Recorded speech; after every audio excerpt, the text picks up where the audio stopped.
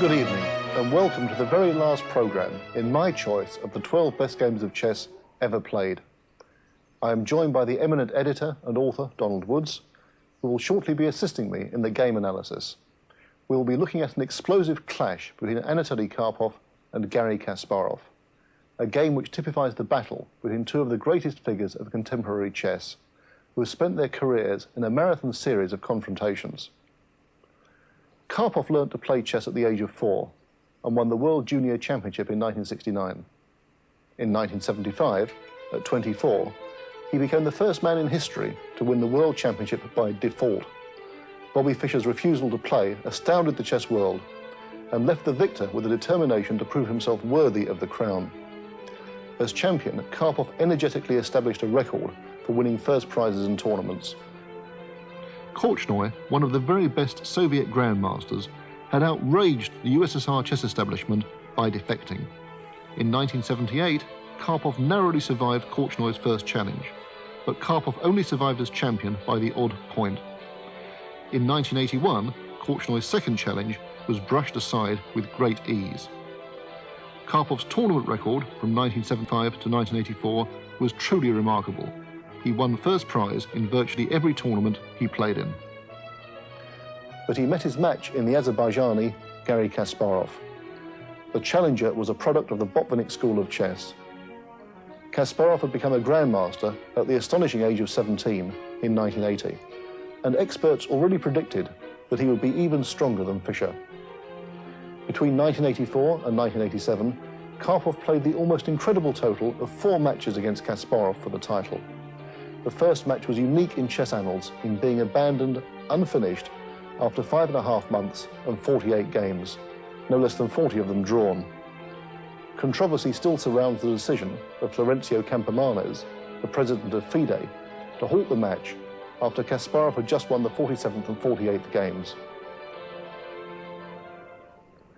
The game which decided the second Karpov-Kasparov match in 1985 was superb. Everything hung on this final game. If Karpov won, he stayed as champion. If Kasparov won, he would become the youngest world champion in the history of chess.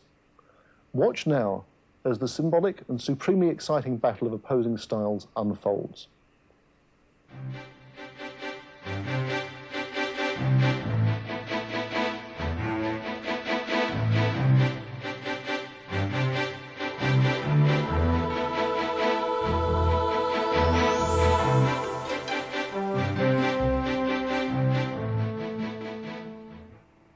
Karpov was white, and he played e4. And remember, a draw for Kasparov in this game, Donald, would have given him the title. He didn't need to win. So one might have expected perhaps the Caro-Kann defence, c6, which has a reputation for great solidity, or maybe anything tight, really. Anything tight, like e5, and maybe a Petrov defence. But no, Kasparov has always played the Sicilian defence, the most aggressive, counter-attacking defence, and he stayed true to himself and played the Sicilian. And so, in a sense, we have what both players wanted. Karpov's got a sharp fight, and Kasparov has a sharp fight too. But I can't think of anybody else in the whole gamut of chess who would not have chosen a more cautious defence when just needing a half point for the World Championship. Karpov continued with the main line, knight to f3, and Kasparov played this move. This is all mainline theory, well known to both players and played many times before in their matches. Black always takes in the centre here, and white takes back with the knight. And out comes the black knight, hitting the white pawn on e4, and the white knight comes out to defend it. And black plays this. Do you know what this is called, Donald? No, but I know that it's the variation. It's a consideration of those two knights there. It's called the Najdorf variation. Oh, Najdorf. After the that's the old Argentinian. That's right, yes, old Argentinian Polish grandmaster Miguel Najdorf, who introduced this little pawn move, a6, into tournament play. But the funny thing about modern chess is that openings tend to blend and mould into each other. Although it's a Najdorf at the moment, after Karpov's next move, bishop e2, Kasparov chose e6, and suddenly, miraculously, we transposed in another variation. This one's called the Scheveningen variation. And this is named after a Dutch seaside resort where there was a tournament in 1923 where everybody was playing this. That's the one they used to make the suspected German spies pronounce. That's right, yes, yes. I would have been caught as a German spy, but I can't pronounce it. Well, thanks to Afrikaans, I might have managed. Scheveningen. I won't try it. I'll stick to playing it. And Karpov castled. And out comes the bishop to e7. And the first real sign of aggression from white, pawn to f4. And although there's no immediate threat to use these pawns as a dangerous blunt instrument in the middle of at this stage, for example, white could play e5 or he could play f5 in the near future. He doesn't want to do this. He wants to store up energy, keep these two pawns on e4 and f4, preparing to use them as a battering ram when the time comes, when the appropriate time comes. And also, you can see quite clearly here that black's committed to castling on the king side. He can never castle queen side in a variation like this. It's too open on the queen side. And when black does castle queen side, white's also considering playing a move like this, g4. And it's often around a move of that sort, g4, that the whole viability of the black defence stands or falls, because g4 can be a crushing move that chases black away and rolls them up like this.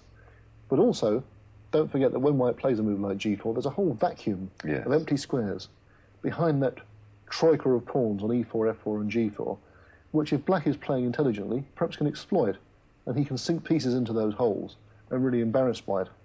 Karpov doesn't want to take prisoners. But so that f4 by white sets the scene. And of course, Kasparov castles. He must castle. He's got absolutely no choice. His king's definitely going to the king side. And now comes one of those little grandmaster moves. Yes, that's King I H1. referred to, yes. I mean, even I, Donald, I said modestly, don't really understand Well, why. I was going to say, you know, it's funny you should say that, because one or two that we've had in this series, even I could spot. But why on earth has he made that?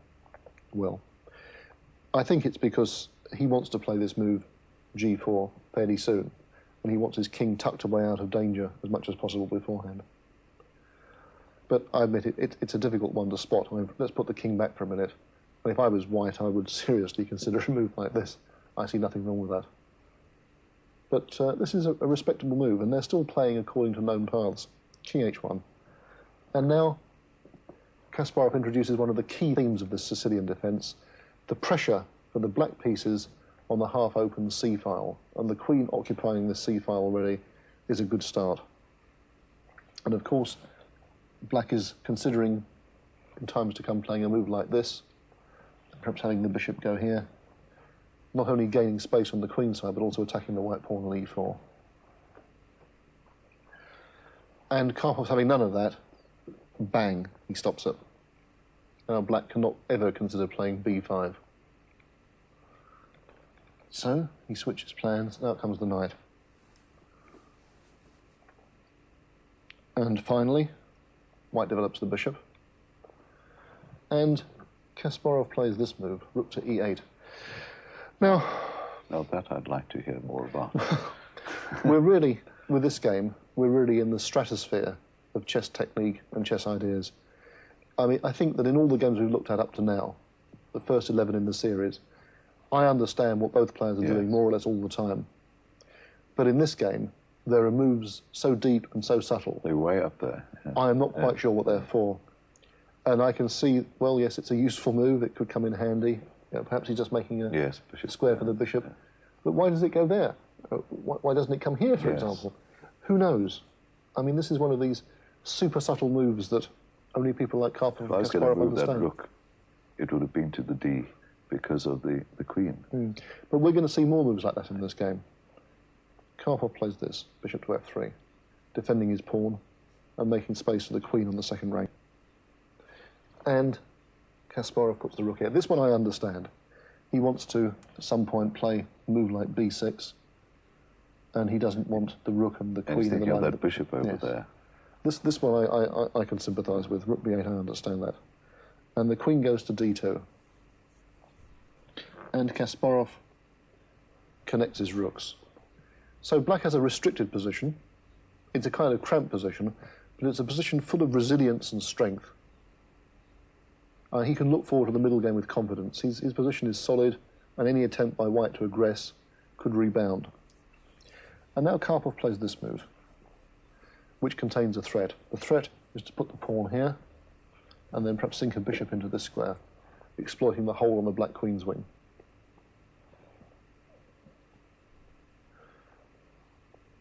And Kasparov, of course, forestalls that threat.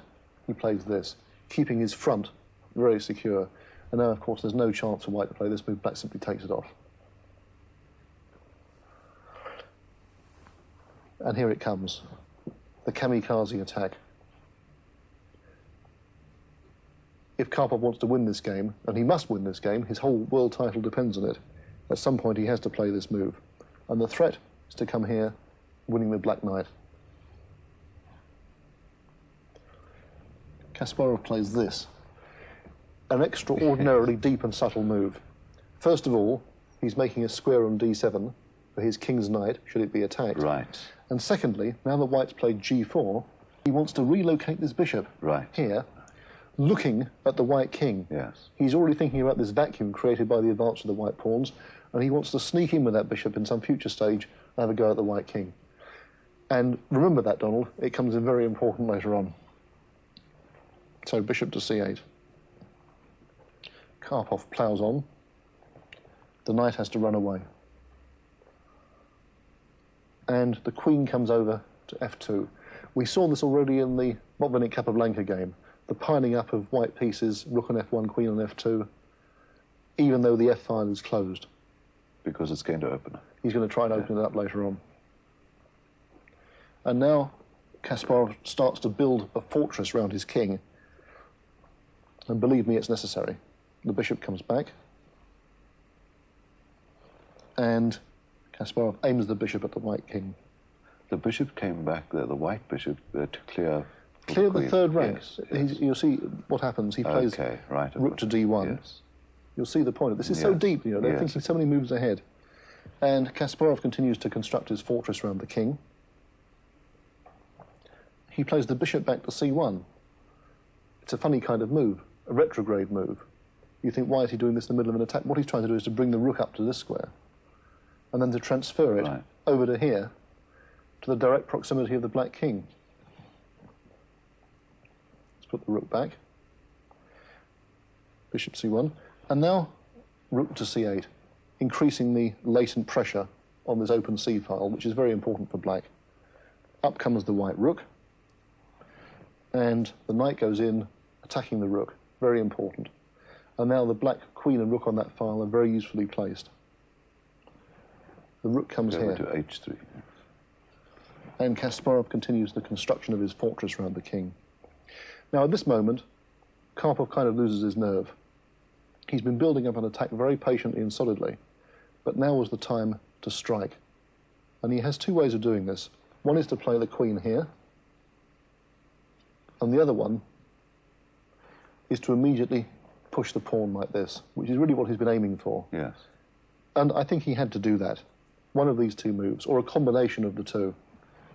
But at this critical moment of the game, when everything is to play for, he plays a safety move. And this safety move is looking at the black pawn on b6. He's thinking about winning that pawn on b6. The queen and bishop line up against it. But in a game like this, where the world title hangs on it, thinking about a pawn on the queen's side is not what should be going on. He should be going for the king. And now Kasparov comes up with this incredibly deep defensive maneuver. He puts a rook here, kind of justifying the rook e8 he played before. And again, Karpov hesitates. He wants to see what Kasparov is doing.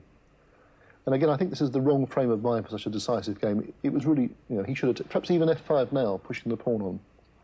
And now another extraordinary move, doubling rooks in a totally closed file. And so many of Kasparov's moves in this game are so difficult to fathom. You know, the rooks, what are they doing? They're in a completely, they're not going anywhere. Why is he doing this? But you see, he's now discouraging white from playing this. because when black takes it off, suddenly this column of rooks that's been allowed to build up would be a devastating force in the middle. And also there's a possibility of the black pawn to e5. Or indeed f5, which is what happens. And Kasparov is building up, waiting for this. Karpov plays the rook to d1. He's thinking about weak pawns all the time. But Kasparov doesn't bother about weak pawns. Now he strikes F5, back. yes. The counterattack begins. And now you see that all these bunched up pieces storing energy actually start to play a key role in the game. Karpov takes off. And black takes back. White takes f6. The threat is the knight coming to g4. He stops it with rook g3.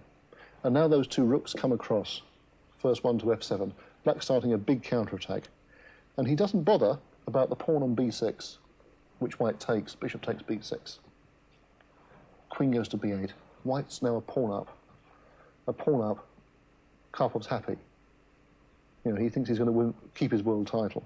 But he hasn't seen the tremendous dynamic play that black develops. Bishop e3, keeping the bishop safe.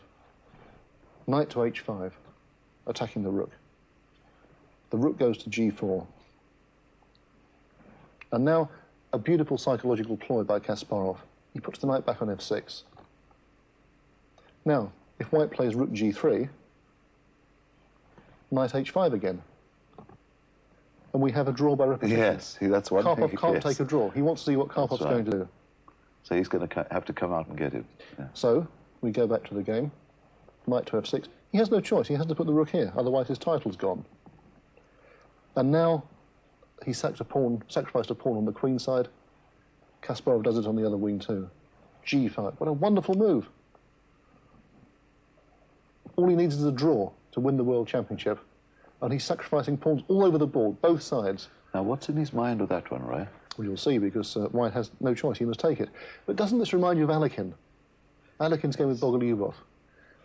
Kasparov is a student of Alekhine. He admires Alekhine. He said that he loved the way that Alekhine's attacks came like thunderclaps from a clear sky. You know, one moment it's the sun shining, wonderful weather, and then boom, a thunderstorm. Everything's hitting you from all directions. And Alekhine used to play in the middle, the centre, the right, the left, all at once. This is what Kasparov's doing. Playing on all sides of the board at once, utilising the full resources of the board. White must take it. And out comes the knight. Double attack against the white queen from knight and rook. The queen must come here. He captures the bishop. There's absolutely no defence, no alternative. He must take back. And now the knight sitting on b4 for so long jumps in. Knight takes c2. And now at this moment of the game, both players are in raging time trouble. They have to play 40 moves in 2.5 hours each on the time clock. They're both very short of time. This game decides the World Championship. There's almost pandemonium in the playing hall in Moscow. Everyone's so excited.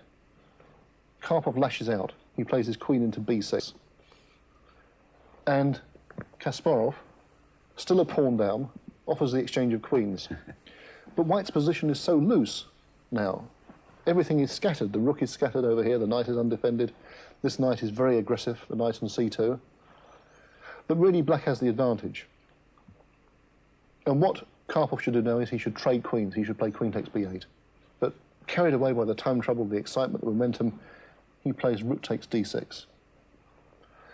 And now the drama intensifies. Rook to b7, hitting the white queen. The white queen must take on a6. And now, for the first time in this game, Kasparov makes a mistake. And I think it's the only game in the entire series Because where of time trouble, probably. Yes, that I've included. And this game is so dramatic and so well fought and so representative. I've chosen it anyway. But even in this game, the only game I say where the winner actually makes a serious detectable error.